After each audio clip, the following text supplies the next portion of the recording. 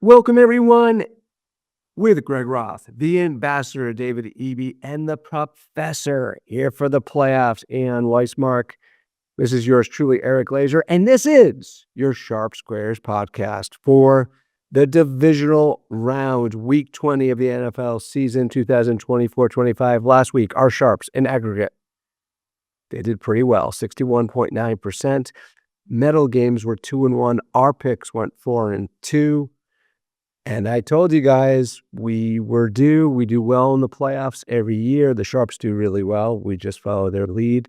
And so I decided, rather than just talk the talk, I went back into the archives. I went through the years. I put on the Kenny Rogers music, and I dove into all of our data since 2019. Took me about 15 minutes, maybe less. But I'll give myself credit anyway. Here's our numbers, the Sharps numbers, the games they lead us to over their years for the divisional round. 2019, 3-1, 2020, 2-2, 2021, 2-2, 2022, 3-1, 2023, 3-1. That is, in aggregate, a record of 13-7 or 65% during the divisional round. We hope to continue that trend right now and to provide you with all the key information for these big four games. It is everyone's favorite fellow degenerate, the Greg Roth.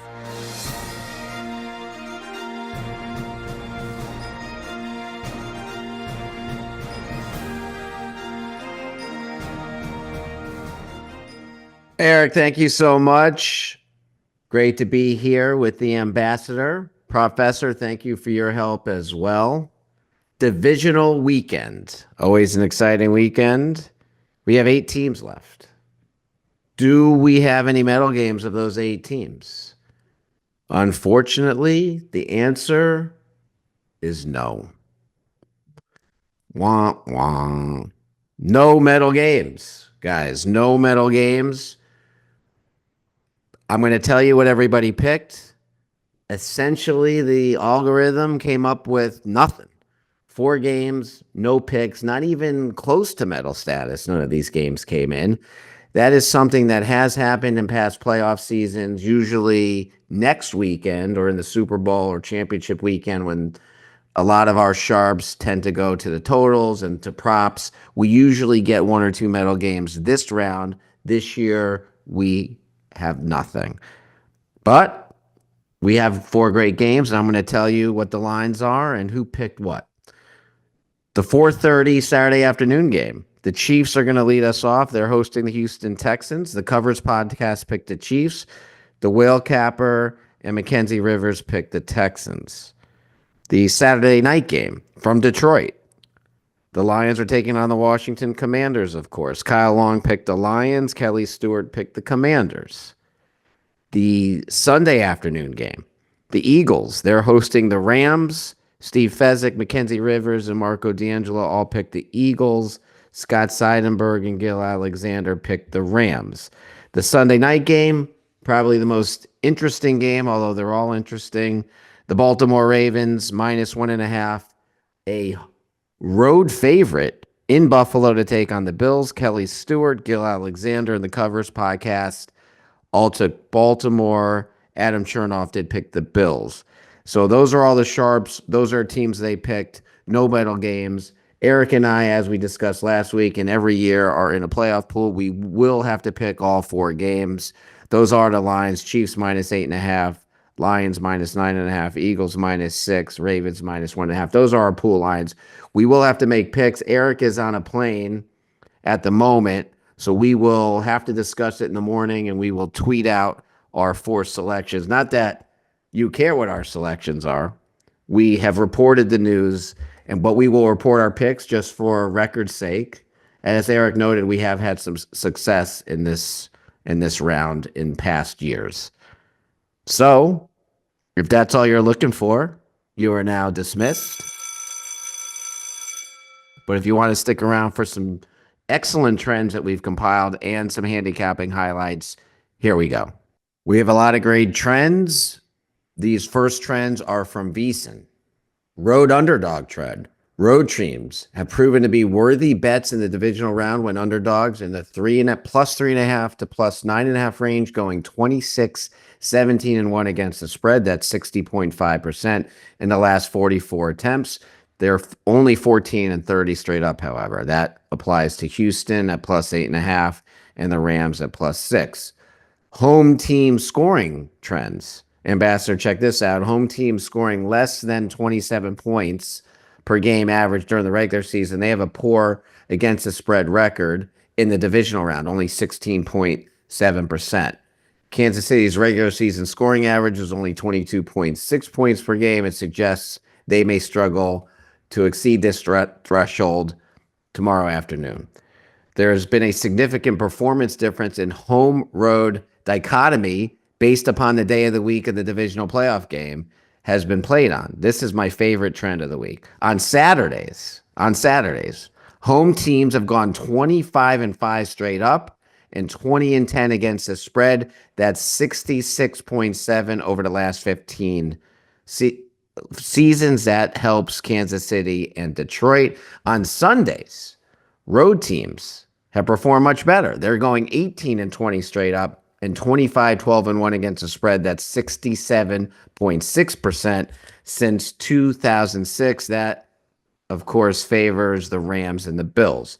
Double-digit home favorites in the divisional round are on an 8 and 1 straight up and a 6 and 2 ATS. That's 75% surge. Tennessee's upset of Baltimore in 2019 is the only outright loss in that group. Detroit may end up as a 10-point favorite over Washington on Sunday, so that trend will be applicable if that happens. Of the last 36 teams that pulled off road wins in the wild card round to advance to the divisional round weekend, 21 of the 36 teams, 21 of them have covered the point spread. That's 60%. 12 have won a second straight road game. Of course, we're talking about the Commanders after their road win last week in Tampa Bay. These trends now from the Action Network. Ambassador, were you going to come in here? No, I'm going to come in about halfway down. All right. So these trends, including what Dave is going to give you, are from the Action Network. Since 2003, home teams in the divisional round coming off a bye. Home teams, so the number one seeds, are 33, 42, and 1 against the spread. That's only 44%, including 3 and 5 against the spread since 2020. Those teams has a favorite of 7+ points off a bye. That's both the Lions and the Chiefs, are only 17, 24, and 1 against the spread, 42%. When the road team is coming into the round on a road trip, second road game, or later, the team on the bye is still 15, 22, and 1 against the spread. That applies to the Commanders. That says fade the Lions. Road teams that missed the playoffs last year but in the playoffs, in the divisional round, are 28 and 14 against the spread, 66% in the last 20 years. Those same teams are 40, 43, and 1 against the spread, 48% in all other rounds of the playoffs. That also applies to the Commanders. All right. I hope everybody's getting all this. We haven't seen, Greg, 2 or more 7 or more point favorites go undefeated against the spread in the divisional round since 2001. 16 different years in that span, we had 2 or more big favorites play in this round without a 2-0 ATS round. On the other side, we haven't seen 2 7+ point favorites lose outright in the divisional round since 2007, 2008. And in the Super Bowl era, we've never had 2 or more 7+ point favorites in a divisional round and not have at least 1 win outright in advance. So consider that for what it's worth. A few trends from Lock and Cash. In the last 20 years, dome teams playing outdoors in the playoffs are 19, 30, and 1 ATS. That's 38.8%. So fade Houston this weekend. When the temperature is below 40 degrees Fahrenheit, they are 33% against the spread. When wind speeds are more than 8 miles an hour, they're 29% against the spread. Glazer notes, is that Eric Glazer or some other Glazer? That is Eric Glazier. He's playing weather. He wanted to give you the weather forecast since we have this weather trend. And Everyone he wants just to wants his know. name mentioned when he's not on the air. All right, we have accomplished that.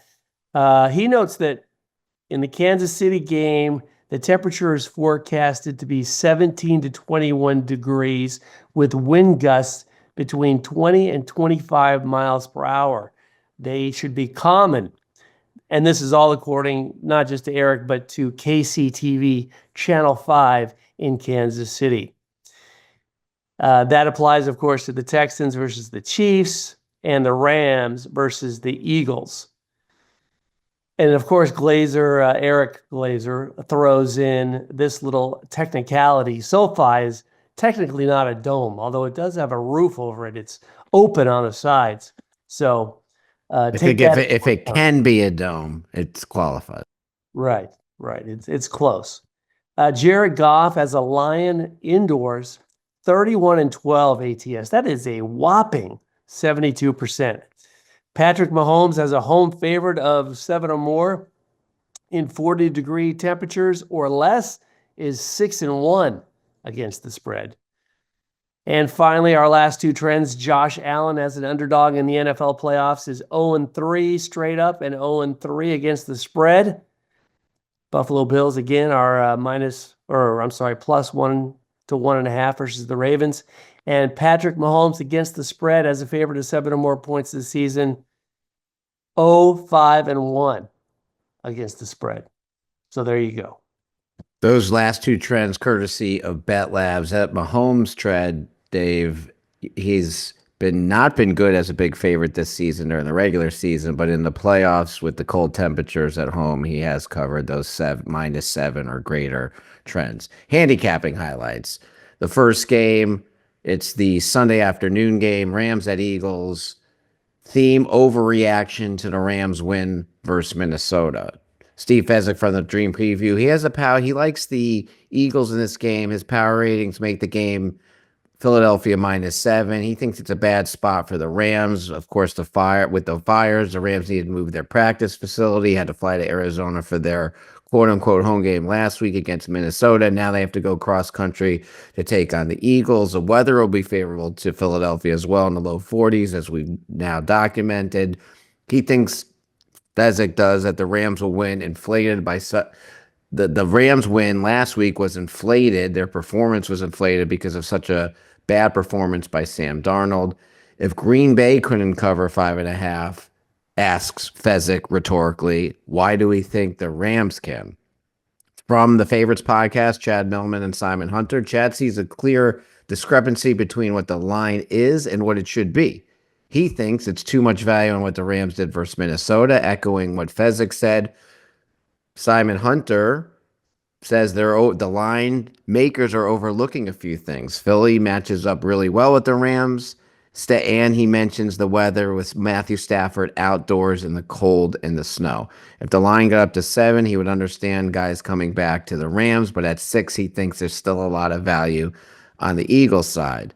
Mackenzie Rivers and Scott Seidenberg from the Dream Preview, they disagree with Fezzik, Millman, and Hunter. They say second time playing, the Philadelphia defense has proven to be good for teams based on how the Giants, Commanders, and Cowboys fared their second time against the Eagles. The Rams also played Philadelphia earlier this season. Philadelphia allowed 6 yards per play versus motion in the first game versus the Rams. Rivers and Seidenberg thinks Sean McVay will make more adjustments to build on this. They also point out the Eagles had the worst offense of all the week 1 playoff games. Timestamps of that game, Dream Preview, 1 hour, 1 minute, 48 seconds. Bet on it, 28 minutes, 10 seconds, beating the book 39 minutes even. All right, Greg, and the other game we have is the Ravens at the Bills, the big game everyone's looking forward to. Theme for this one is the Ravens have too much Derrick Henry and Lamar Jackson, and the Bills have too little D, meaning defense. Highlights, not a lot of highlights here, but everybody was pretty much saying the same thing. Will Hill from Beating the Book thinks that Baltimore is better than Buffalo. He does have some concern about Justin Tucker, but he has more concern about Buffalo's small defensive line and what Derrick Henry is going to do to that small defensive line. For him, this is a play on Baltimore as he thinks they are the most balanced team in football. If you want to listen to Will Hill's handicap, you can find it on Beating the Book at 52 minutes even. Thanks to the production team. Special shout out to Ian Weismark for filling in this week as I was traveling and needed some air support to get this show done on time. And a very friendly reminder, none of us are truly sharp, but this is your Sharp Squares podcast. Good luck out there.